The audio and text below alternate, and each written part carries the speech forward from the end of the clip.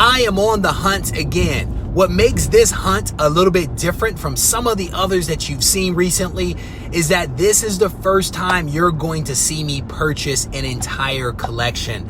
It has been a long time since I've actually found a collection that I could actually pick up for several different reasons. But today we are going to check out this collection right now. And if everything goes according to plan, I'll be walking away with some cool books, I think. It is a collection comprised primarily of 90s books, but I think that there may be some good stuff in there. And if not, because the price is so favorable, it still won't matter. So I'm excited. I'm actually headed to Berkeley right now, and we're going to see what we can see. And as you guys know, I'm going to take you along for the journey, and I'll try to document as much as I possibly can. So I'm early, and I thought I would give you guys a little bit of insight into how it is that I managed to pick up this collection.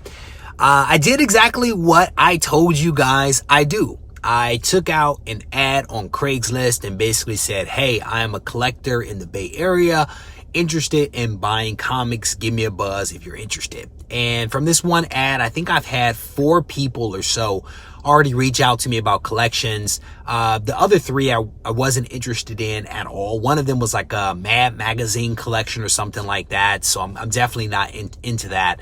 But this guy reached out to me. And what's interesting is that he said that he spoke with one local comic shop owner. And the guy basically laughed at him when he told him that he had 90s comics. So I thought that was fascinating because the thing is, I know most of the owners in the vicinity, and he told me where it was, and I knew exactly which shop he was talking about, and also gave the guy some idea as to why the owner may have reacted the way that he did.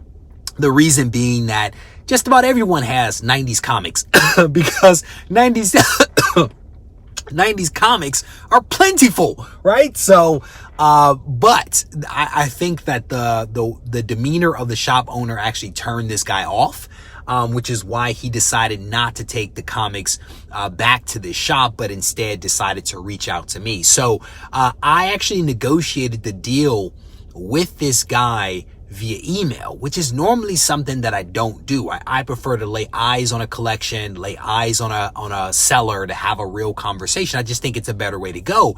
But this guy wanted to talk about it. He wanted to talk about numbers. He wanted to tell me about some of the books. He sent me a list of all the books in one of the boxes, which I hated because I wanted to hunt through the boxes myself and see what was in there. But we negotiated the whole deal via email last night. And we spoke again earlier today, and we arrived at a price. And, you know, me, bias for action, when can I come get it? That was my question. When can I come get the books? And his thought was tomorrow would be better, but he might have some time tonight. I'm like, cool. What time tonight? Again, bias for action. The last thing I want is this guy getting cold feet or deciding that he can get more money or trying to sell it to someone else using my bid as the motivation to be able to do that. So, and then there's also the fact that I want the books. I want the books sooner rather than later, because if the books are in my possession, then they're in my possession. So, long story short, I am sitting in front of this guy's apartment complex waiting for 5 o'clock to roll around. And hopefully we'll have a done deal here very soon. At least that's my hope. So when I go in here, my goal is to actually spend a little time looking through some of the boxes before I purchase them to make sure that there's some decent stuff in there that's worth getting. And most of it is Marvel, and he also has a bunch of Image stuff, all from the 90s. But as you guys know, those books are gaining in popularity and also in value as well. And I was a collector in the 90s, so I probably have most of the books, but there is a chance that he may have some stuff that I don't have. And that's also what makes this so exciting. So as this transaction continues, I'm going to try to capture some footage, either still or video, for you guys. And if not, at the very least, you will see parts of this haul at the end of this video. So I'm just wrapping up here in Berkeley. I showed up 30 minutes early for this meeting. Send a guy a message saying, hey, I'm outside. Let me know when you're ready. He doesn't respond. 10 minutes after we were supposed to meet, he sends me a message. Hey, I'm just pinging you. And I'm like, bro, I've been outside for like 40 minutes now. Like, what's up? So finally meet him, we'll go inside, we do the deal, take a look at the books, and it's not quite what I was expecting. I was under the impression that it was actually 6 long boxes. It's actually 5 short boxes. The price was still fine. I actually looked through some of the books. There's some okay stuff in there, but we'll take a closer look once we get back home. And again, it's just 5 short boxes, so it's not much of a hunt. It's not a very large collection as I was led to believe, but it is what it is. We are here, we made the purchase, and now we're going to go home and take a closer look at what we've picked up. So it has been a hectic day. I set up an appointment to go pick up the books, drove there, picked up the books, sat in traffic for a good hour and a half getting back home. And then I spent most of this evening actually going through this collection. And I have to tell you, going through a collection is some of the best fun that you can possibly have. And if you are out there watching this video and you have actually purchased a collection and gone through it, you know exactly what I'm talking about. Or if you had a collection, put it away for a couple of decades, and then broke it out and went through it, it's almost the same thing. Like, you don't know what you're going to find as you go from book to book and certainly from box to box. So it's exhilarating because you never know what you're going to find. And I went through this collection of 5 boxes and I actually was able to find some decent stuff. There's some stuff in this, and I want to show you just some of the books that I picked up.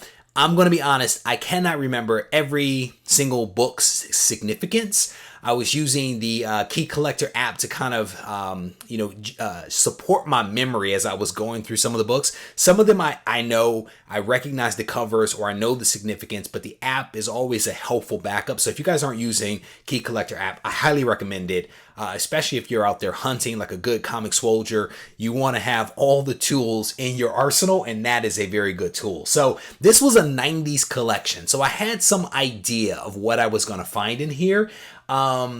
Just going off of the time period alone, but there's some solid stuff. So there are X-Men #1. As you would imagine, it is the 90s. X-Men is definitely heavily in this collection.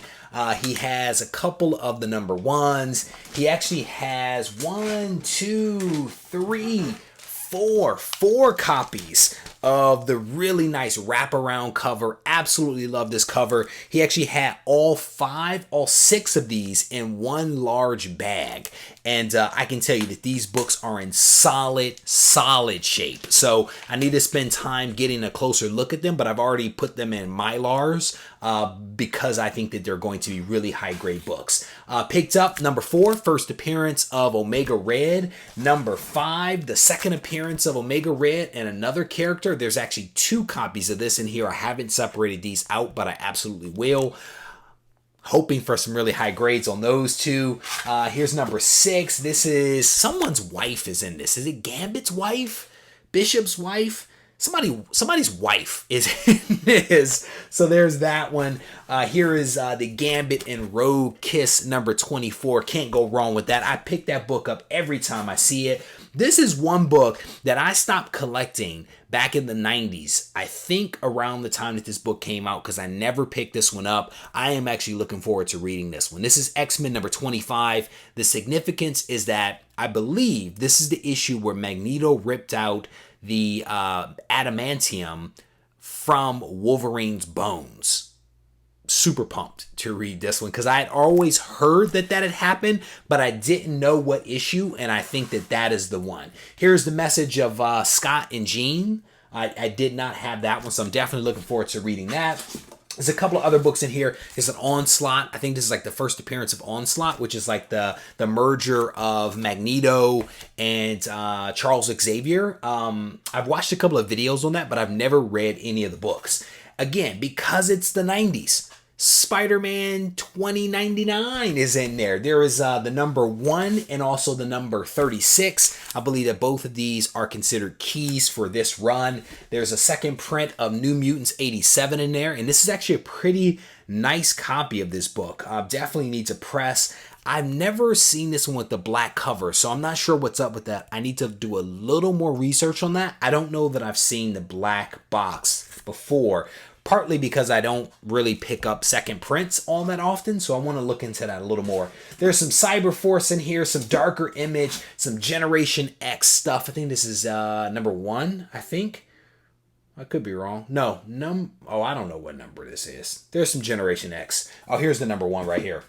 The shiny foil action. Shout out White Whale. Know you love that. Here's some Wildcats, of course, because it is the 90s Wildcats 1 and Wildcats 2 with the shiny foil there. There's the number 12 in here because I think that is also a key. There is Pit number 1. Again, this guy likes some Image books. There was a lot of Image in here. He had some Bone, which I think is Image. He actually had many of those signed. I don't know anything about Bone, but he had quite a few of those. I have Gen 13. Significance of this, I believe that this is the first professional work by J. Scott Campbell. I think he did both the covers and the interior artwork on this one. I think this is one of the books where he actually did everything. So definitely want to check that one out. Some Wet Works in here. Can't go wrong with Wet Works. And as you would imagine, X-Force number 1. There's actually 2 copies of this. Both of these copies look relatively beat as I look down the side of them. Haven't taken them out, of course, but I will. So that's in here. Here's the number 4, because that's a key. Number 13 is a key. We have a classic battle between Deadpool and Cable, so that's also in there. Some Wolverine books in here because I'm a Wolverine fan, including this really nice holographic cover that you probably cannot see. This is Wolverine. This is the 100th issue. This is really, really cool. That hologram is really slick. I had never seen that before outside of tonight. Here is X-Men number 281. Whenever I see this one, I always pick it up. He actually had the Gambit. Definitely dig that one. It's actually in decent shape. There is one spine tick that I see through the plastic. I'll have to take it out and get a closer look. There is one spine tick. So he has the number 1, the number 2, the number 3, and also the number 4. I think it was a limited series run. And then he also had these really cool Spawn Batman books, the graphic novels, the 1 and the 2. So that's cool. As you would imagine, there is some Cable in here. Cable number 1. There's some Violator in here from Image. A couple of other Uncanny X-Men books. Nothing to really write home about in here. It's a couple of the late like 361 Uncanny X-Men keys, minor keys for that title. Let me clear that up. And then a couple of Wolverine books in here. So that's pretty much it. It was, I'm not disappointed in the collection. Again, for the price that I paid and the number of key books that I pulled out of here, I feel very comfortable with the purchase. There's a couple of books that I wish were a little higher grade, but you can't really be too choosy when you're out there picking up a collection. So today has been an amazing amount of fun. I absolutely love buying collections and going through them. I have a ton of other boxes that I still need to go back one more time through to make sure that I've pulled out all the good stuff. But again, very, very pleased. Today was a lot of fun. So I hope that you guys enjoy watching this video. As always, if you need to reach out to me, feel free to do so at Regie Collects on Instagram and regiecollects@gmail.com. Take care.